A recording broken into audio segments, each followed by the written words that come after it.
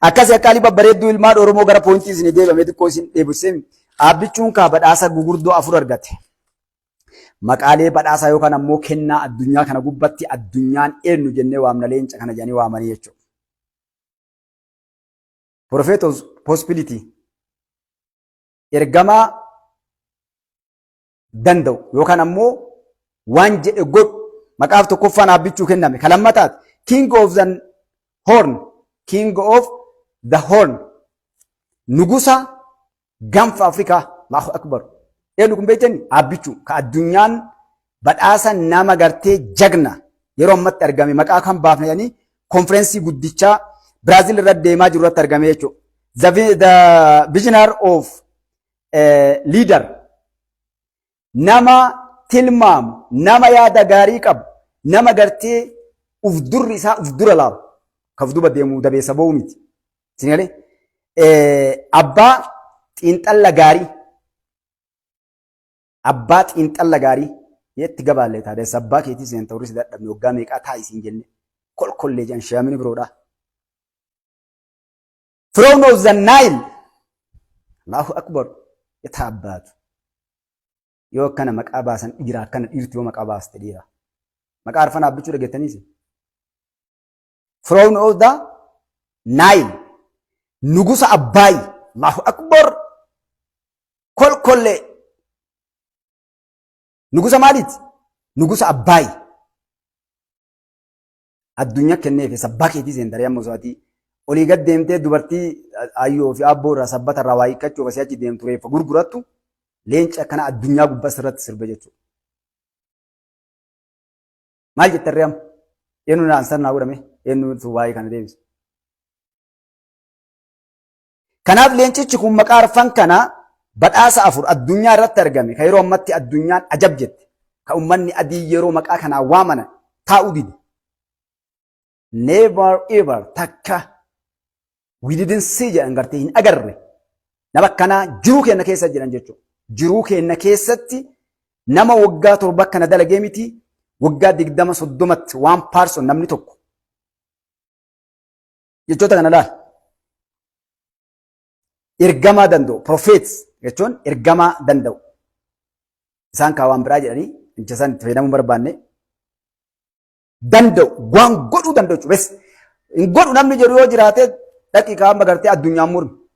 Kolkollee ganda keessa deemtee gartee ganda Oromoo keessa deemtee ashara dhugaa dubartii jala seettee kijiba gartee andanyaa uleettenyaa buna nafxanyootaa dhuddeen kijibiin achi bayi addunyaan murmi qaama. Sibira kutee abbichuun bayi ol addunyaatu kennee fi'adha.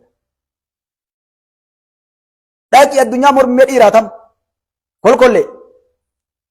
Sinii galee. Nugusa Afrikaa jedhanii nammallee. Nugusa Afrikaa namni tokko Afrikaa keessaa abbichuu dorgomuu danda'u hin jiru. That is maqasum badhaasa laal. Kaatirraa kaasuu hin dandeenye Afrikaa keessatti hin jiru. Akka addunyaa mataan duraa baay'ee maqaan duraa baay'ee maaliif? Ergamaa danda'u. Isaan nabiyyi jedhanii jecha isaan fayyadamuu hin dandeenye. Nabiyyiin gartee kaakara ergee qofa jecha isaan gartee profeetanii waan kaaniifi. Anka itti fudhe maali? Ergama nama gartee jechuun ka rabbiin nuuf erge. Gartee kan rabbiin Itoophiyaatti liidara godhee nuuf filee mootummaa rabbi fila kan olii galla. Danda'u jechuudha. Ni godha bes. Godhe agarsiisa. Saatalaayit darbate, teknooloojiidhaan kute, waa hunda dalage biqiltuu addunyaa waggaa meeqa 300-4 hadhaa dhaabuudhaaf tattaafachaa turtee rikoordii cabsuu dadhabde ganama takkatti gabbee biiliyoona 50 ol lafa gadhaabe ekspoortii godhee faranjiinis nyaadha arabaanis ajabaanis hundaanuu chaayinaa Awustiraaliyaa Kanaadaa adda abukaatoo kennaa muuza kennaa paappaayee kennaa buna kennaa sigalee maal jedhee sii maree hundaa nyaachaa jira ekspoortii godhanii Itoophiyaa malee nyaannu jechaa jira himmi akka gaarii akka malee himmi abara nyaatanii gartaniise usii taa'e Saayid Umar diqaalaan afaan hin qajeeltuu usii taa'e diqaalaan akkuma afaan isii marameetti gara diqaalaa ta'uu keessa wanni beekanii haadha teessanii abbaa keessa maqaa balees taa'e usii maal albaa qoshaashaa ka albaa jiru isin kijibdu kaliyaas deebisanii ganda keessa gungumtanii hadha afaan gabbaatanii abbichuurra waa jettanii hin jiru jechuudha. Nugusa Afrikaa jedhanii abbaa yaanni takka xiinxalli isaa kam jechoota hedduutti kan jechi kun na dhibeeti ittis nama gaafadhe gartee walii galatti nama waan xiinxalle waan godhuu barbaadu godhu yaada gaarii nama yaanni isaa bal'aa wanni inni kaa'e ta'uu danda'u walii galatti.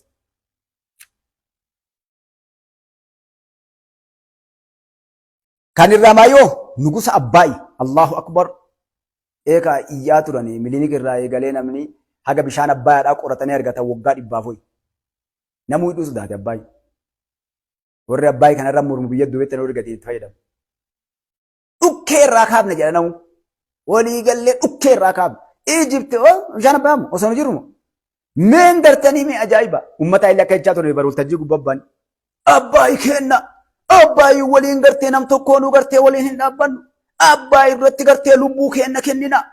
Abbaayiin akkana goona. Meeshaa baaftee Ijiptiin tun diida gammoojjii kana keessa misaa'ilaa xiyyaarota.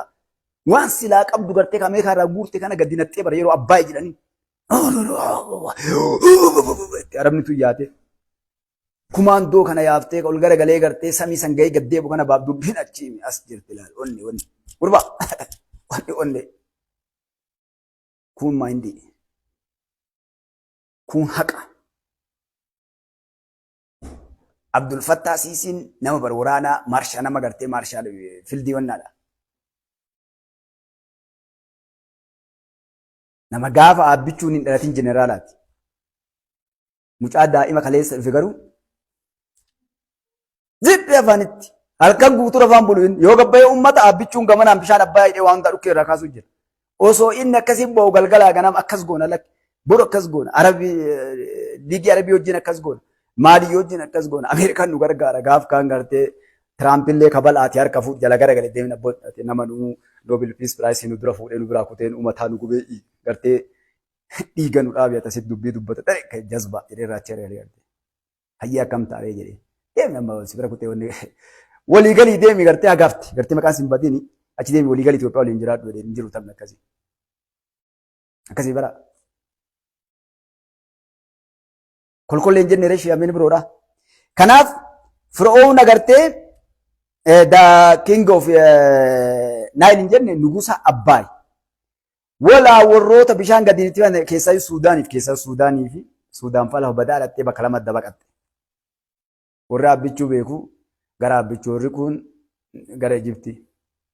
Warri Ijiptiif Shaabiyaa jala deemanii kasaare jeneraalitichi Shaabiyaaf Ijiptii jala ba'e.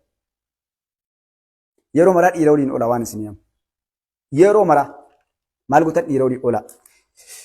Ammallee kanaan wal qabatee Itoophiyaan kooppii 32 kana yookaan ammoo hireen Itoophiyaan argatte kun kan abbichuun badhaasa fudhate argatan kana kan addunyaan dinqisiifattee mootummaan Ameerikaa karaashaa Tiraamp faate jechuudha. Tiraampiis bara san waggaa aangoora jira inshaallah. Mootummoonni Raashaa addunyaa guutuun eessa ol ga'uu deeman Itoophiyaadha. Namoonni bebeekamoon addunyaa eessa dhufuu deeman Itoophiyaadha. Waan jechuun jiran agi Itoophiyaa san dhandhee ilaalluuf irri badhabaa jirraa jiran guyyaan sun akka ga'u fasiisuuf. Maaliif Itoophiyaadha yoo ilaalanii fayyaalessi namaa inshaallah isinii maxxansa. Viidiyoo isinii maxxansanii jira inshaallah. Wallaahi viidiyoo san yoo argitan girrisaa kabalaasan kaawwanni amanaa isinii dhaammadhu girrisaa fi baandaa shaneedhaaf kaafaa kabalaasaa yoo kabaltan suuta kabalaa isinii hin jenne warra ofirraa hiisaa dura yoo ilaaltan. Gammachuudhaan waa balleessitan jedhee jedhan. Akka gaafa Nobel Piraayisii gartee maal jetteen intalooni gartee Nobel Peace Prize abbichuu kennite. Ani Nobel Peace Prize waggaa hedduu namoota hedduu kennee jette. Jecha siif hin qabotteen jecha. Silaa osoo jechi biraa jiraate kan ittiin si waamaa warra san caalchisee si waamaa jettee laal. Garuu dayyuusni ganda keenya keessa jiru Nobel Peace Prize irraa fuudha. Dayyuusa jiraami ganda keessa. Dayyuusa beektus dayyuusa jechuun bar osoo abbaa jabaa qabu osoo ardaa jabaa obboleewwan jabaa qabu inni surre albaa yeroo gartee waa alasii barfagoo yoo fakkeenya Itoophiyaa keessa lolli ka'e jedhan yoo lolli Finfinnee fakkeenyaaf ka'e inni gammoojjii Baalee yookaan ka Wallaggaa yookaan ka Maalii gadi bal'afa fagoo kiiloomeetira 1000 gubbaa taa'ee albaatiin surree guuta gartee. Waan boru gaafas dhufuuf cinqaman yookaan gaafas inni addunyaa tana gubbaa hin jiru bara. Nagarree abboo garii dhufee waan siin jedhu bara. Diina nu bitaa jira jedhee ayyoo ifama. Ayyoo maal sii godhare abbaan waamina warra sanaadhaan waama akkasii Oromoon namoota akkasii gartee namtichatu waraane nama dirgin godhee waraanee gaafa waraanaa wal lolan sanii ajjeesu waraanee argee cadhisee gadhiise waraanee gara biraa dhiteen. Yoo inni gara galee ilaalu gangalachuu jira yoo warwaata afaanii. Namtichi yeroo waraanuu akkan kaanii waraani. Maaliif diina hedduu keessa waan jiru kan ofirraa diree achi lafatti lafaa walitti diree inni achi ittisa waraanni gamanaan bahee gamasiin keessa bahe. Gangalattee foon allaatti jalaan balleessini jedheen. Warwaattee haati maqaan balleessin jedheen. Abbeen jenneen bara. Maaliif dayyuusni kaadhaati malee kabbaatiin miti. Dhiiraan waa hunda dayyuus. Kama ganda keessa deemanii gadi yoo jedhu kummoo girrisa abbaan daamu ejej. Sun ganda keenan bulu waan ganda keessanii hin beeknu. Kanaaf bu'aan Itoophiyaan argattu akkuma biyyoota biraatti fakkeenyaaf fakkii kaan jechuudha. Addunyaan tun beektaa waa mara yeroo lafa keettee bira kutti. Isin badhaasa abbichuu argate arfan qofa seetani. Addunyaan tun guutuun ajaa'iba rabbiitu gartee gad dhufu deema. Waan abbichuun dalage bu'aa waan kana waggaa 7 dalage biqiltuu dhaabuun koridaraaf waan hunda dalaguun dayyuusa kanneen hidhee gadhiisuun durriyyee gaara keessa yaadu kanneen tuffatee bira taruun namni gariin maan balleessinee warra nama saamaa jiru jedha. Abbichuun kana gartee akkam jedhee siila akkasumas jee kan namni jabaan dayyuusan dhawu tuffatee bira tara. Namni goonni, namni jagni, namni beekaani waan dayyuusa qoshaashaa ganda keessa gaatee olii yaatu kana tuffatee bira tara. Nama gariin gartee nama jagna jala deemee namni hattuu saree jedhuun bira dabran. Kun akkan dhoofne beeka akka warri ammas jalaa nuddutu kun akkan waan goone beeka ban nudduta. Warra shafaxee isaan gartee likki galchu ammoo ka dubartii isaan jalaa guuratee ilmaan irraa horusan osoo dhufanii jedhani. Maaliif ittiin garii ilmaan babbareedaa dhalchitii mana fakkaate kan folcha warra seeratan sheekolee hayyoota mara jira. TPLF nu faarsite ka jaartii irraa ariitoo jaartiin xiqqoo funyaa fuula qaqqajeelte maal jette ariiteetti garaa turte inti akkas hin beektanii. Hin hafne baroorraan faarsu kunniin faarsi bulaan hin jedhu kun warra guutuun isaa kun gartee ijoollee xiqqoo warri ta'e warra isaan irraa horan. Teekti liqimsa akka gaariitti anama namsi kennu hin jiru. Dhiigaan finne kaa qabsoo tana gurbaa kolkollee. Sabni keenya saree itti nyaattee waggaa 170 dabre kana dhukkee itti taanee finne bara. Hirribumaa ija haxaatee ol ka'ee jaldeessi bakka hunda gaaraa dhufe ija xaatee bara. Hin saalfatu cim'aa ofirraa qotee tolchee inni kanne dhufee aan Oromoodha. Sooshaal miidiyaa kana gubbaa taa'ee lafa nu dhiphisaa jechuudha. Soo kanaaf Itoophiyaan yoo gartee guyyaa waan kana geggeessitu fakkeenya Biraazil bara kana namni keessummeessaa jiru waan kana isiidha jechuudha. Biraazil doolara Ameerikaadhaa biiliyeena 121 argatte jechuudha. Miiliyeena biiliyeena. Kolkollee wallaaftuu see taati. Laal horii inni qabatee dhufuun dhiisa.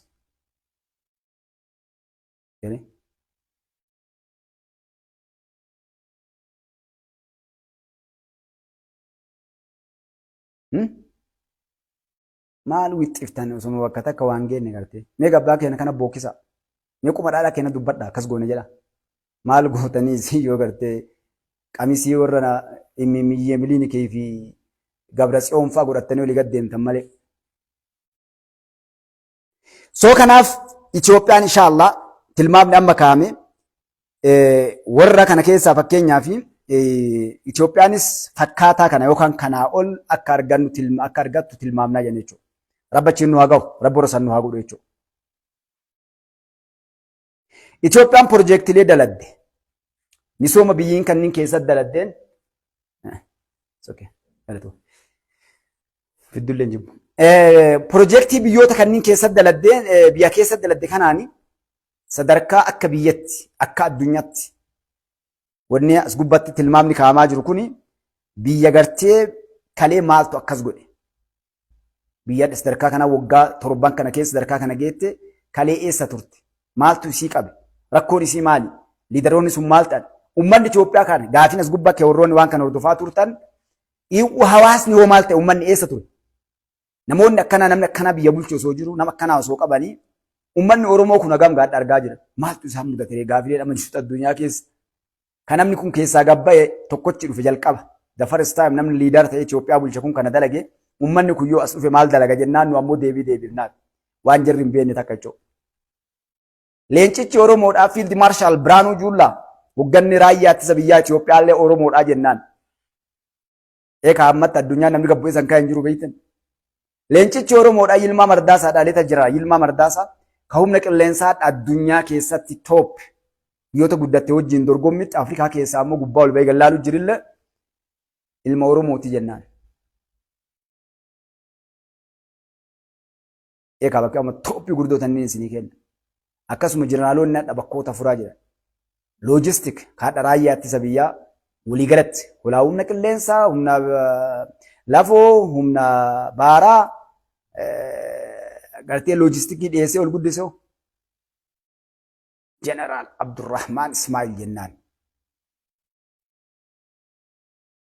Warroonni diinota lootee galtuudhaaf warra gartee hin jira.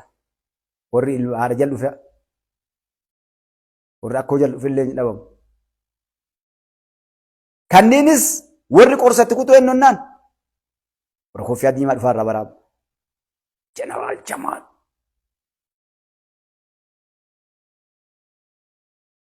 Abdataa Shuumi. Magaalaan Ayyaa mee amma guyyaa tokko liistii jeneraalota kana guuree isinii dhufan. Kaleessuma seenaa dalagaa turre. Kaduulu waraanaa maqaan ka abbaa waraanaa taateetti maqaan keenya dhufate. Kaduulu waraanaa maqaan ka abbaa waraanaati. Eeka waraana duulee waraana sun akkas godhe ajajaa waraana saniitiin cabsee mirgaan galee jedhanii nurra bookkisaa turan jechuudha. Warri gara tiiktookii mee dhufee isin yaala inshaallah isin gaddee banaa obsaa warri gartee yonnaa na gaafattan. Kanaaf akkasii akkaalee bareedduu ilmaan Oromoodhaa. Isa kana fakkaataa jechuudha. Itoophiyaan alhamdulillahi rabbil alamiin haga kalee awwaalamnee addunyaan wallaahi biyya namaa keessa warri biyya namaa dhaqxan agartanii biyya namaa keessa mataa ol qabachuu deemuu dadhabnanii beektanii Ameerikaa maal kana Itoophiyaa jette namni si ilaala dur situ uffatanii leban. Bakka meete biyya feete keessa dhaqime namni gariin baru gad deemee waan agarre. Yoo ati Itoophiyaa jette dura si ilaala namni. Bada hagamas turee bayyarate kun janiiti bara. Wallaala si beekan horiyoyi nama gartee ilma namaan ta'in. Kanaaf nafxanyoonni waan jettu beektanii alayyoo baate foormii guutta yookaan ammoo gartee yeroo tokko waan tokko warra guutte ati gurraacha moo adii si gaafatan adii jettee guutti nafxanyoonni. Faranjiyyoo agartee akka tasaa ati gurraacha malee adii miti jedhanii aazar ka'edhu kabraa yookaan adiif gurraacha namni jechuudha kabraa jettee guutta jechuudha. Maaliif Itoophiyaa yoo jedhanis ilaalan waa sadiin si waaman jechuudha. Uummata barumsa hin qabne, uummata beelaan dhumate,